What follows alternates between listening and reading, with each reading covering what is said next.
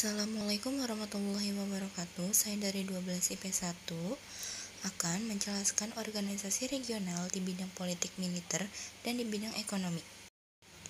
SAARC singkatan dari South Asian Association for Regional Cooperation. Asosiasi ini adalah organisasi ekonomi dan politik dari 8 negara di Asia Selatan. Tujuannya yaitu berusaha untuk mempromosikan kesejahteraan bangsa-bangsa Asia Selatan, memperkuat kolektif kemandirian, mempromosikan kerjasama aktif, dan saling membantu dalam berbagai bidang. Anggotanya yaitu ada Bangladesh, India, Pakistan, Nepal, Bhutan, Sri Lanka, Maldives, dan Afghanistan. Pengaruhnya yaitu jika Indonesia melakukan kerjasama, dapat memenuhi kebutuhan yang tidak bisa diproduksi di dalam negeri. Yang kedua ada MEA, yaitu Masyarakat Ekonomi Eropa adalah organisasi kawasan yang bertujuan menyatukan ekonomi negara-negara anggotanya. Organisasi ini dibentuk melalui Perjanjian Roma tahun 1957. Setelah Uni Eropa dibentuk tahun 1993, MEA disatukan dan diganti nama menjadi Masyarakat Eropa. Anggotanya yaitu ada Jerman, Perancis, Belgia, Belanda, Luxembourg, Italia, Inggris, Irlandia, Denmark, Spanyol, Yunani, Portugal, Austria, Finlandia, dan Swedia. Pengaruhnya dengan bebasnya dan terbukanya pasar bebas ini membuat arus barang jasa, investasi, modal dalam jumlah besar, dan skilled labor menjadi lebih lancar. Dan tidak ada halangan dari satu negara ke negara lain di kawasan Asia Tenggara. Yang ketiga ada APEC, yaitu Asia Pacific Economic Cooperation yang selanjutnya disingkat dan disebut dengan APEC, adalah organisasi negara-negara Asia Pasifik yang didirikan di Canberra pada bulan November 1989. Tujuan APEC adalah untuk mendorong pertumbuhan ekonomi dan meningkatkan kesejahteraan di Asia Pasifik. Anggotanya ada Australia, Brunei Darussalam, Kanada, Chili, Cina, Hong Kong, Indonesia, Jepang, Korea Selatan, Malaysia, Meksiko, Selandia Baru, Filipina, Peru, Papua Nugini. Selanjutnya ada Rusia, Singapura, Taiwan, Thailand, Amerika Serikat, dan Vietnam. Pengaruhnya, Indonesia mampu meningkatkan investasi dan intensitas perdagangan internasional. Hal tersebut mampu meningkatkan kesejahteraan masyarakat dan pendapatan nasional.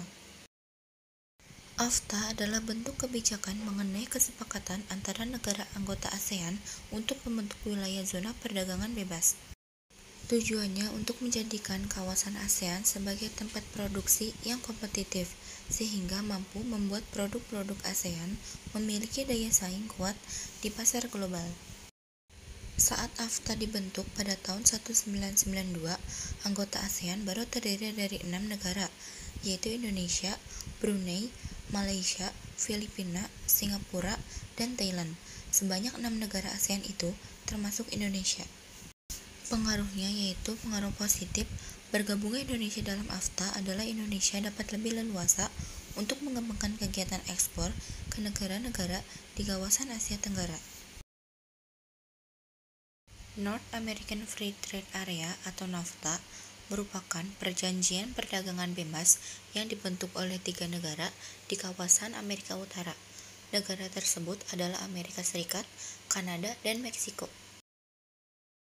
Bertujuan untuk meningkatkan pertumbuhan ekonomi dan kesempatan kerja, menciptakan usaha untuk mendorong persaingan yang adil, dan meningkatkan peluang investasi.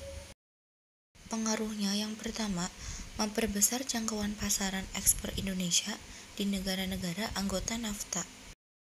Yang kedua, lebih mudah mendapatkan barang-barang yang belum bisa diproduksi sendiri oleh Indonesia.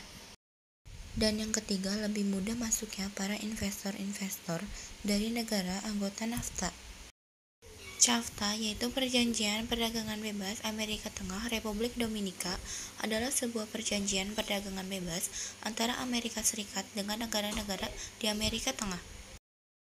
Anggota CAFTA yaitu Malaysia, Filipina, Cina, Singapura, Thailand, dan Indonesia.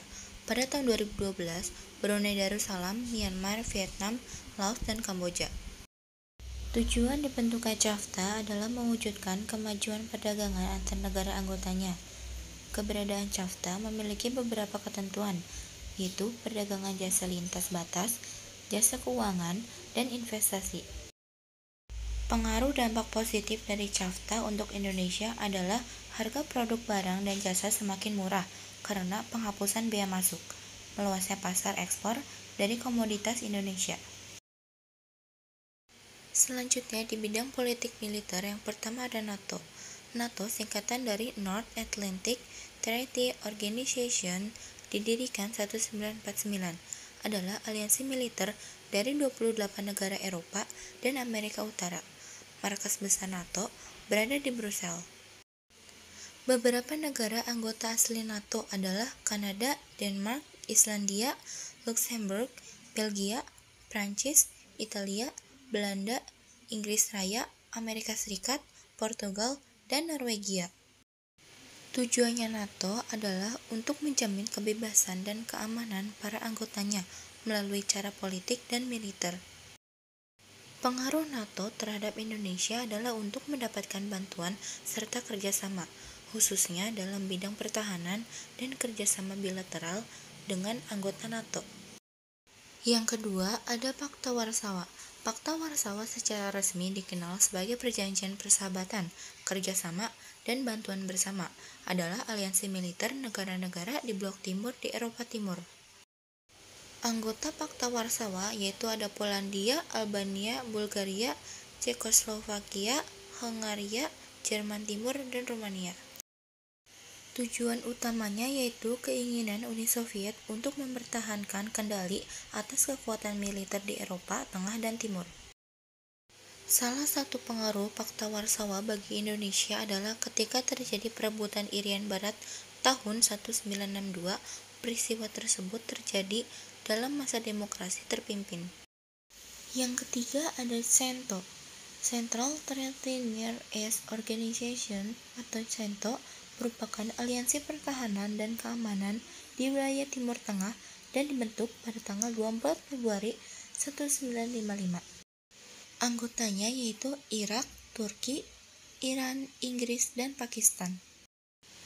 Tujuannya CENTO yaitu membendung pengaruh komunisme di kawasan Timur Tengah, mencegah ekspansi Uni Soviet di kawasan penghasil minyak Timur Tengah, dan mewujudkan perdamaian di kawasan Timur Tengah. Yang keempat ada ANZUS, adalah aliansi militer yang mengikat antara Australia dan Selandia Baru, dan secara terpisah Australia dan Amerika Serikat bekerja sama dalam hal pertahanan di daerah Samudra Pasifik. Anggota ANZUS ada 3, yaitu Australia, New Zealand, dan Amerika Serikat. Pengaruhnya yaitu terhadap Indonesia adalah dinamika kawasan Asia Pasifik.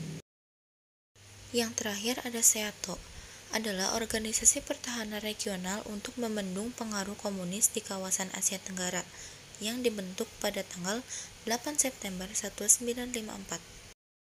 Adapun negara-negara yang menjadi anggota dari SEATO adalah Amerika Serikat, Australia, Inggris, Selandia Baru, Prancis, Thailand, Filipina, dan Pakistan.